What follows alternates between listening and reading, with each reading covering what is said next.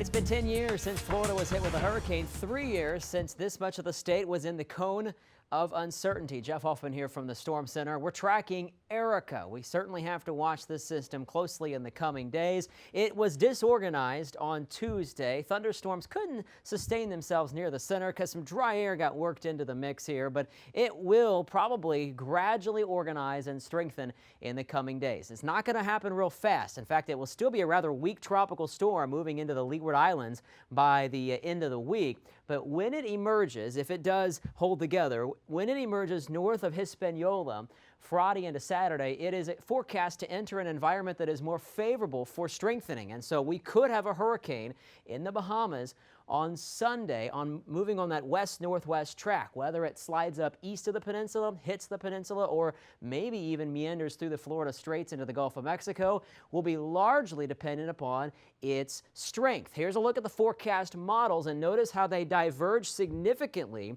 as we move into Sunday and Monday, but several of them bring the system very close to the peninsula. It all has to do with how strong it is, and that will determine what steers it. And we're looking at a very large spread in potential intensities here as of the models Tuesday night, anywhere from a tropical storm to possibly a major hurricane. So here's water vapor. We have some dry air ahead of it, but if the thunderstorms start to organize again, it'll likely fight off the dry air. And also, please note, we're not talking about a lot of wind shear ahead of this system. So it is entering an environment, despite the El Nino conditions, it appears to have a window here of lower wind speeds aloft that would allow it to continue to develop, especially when it hits the warmer water near the Bahamas. We do have a trough of low pressure that might try to pull it northward. If this is not as strong as the models project here, it would move a little further to the west toward the peninsula. Plenty of uncertainty. The bottom line is now is the time to start preparing and plan for what you would do this weekend if that storm is approaching.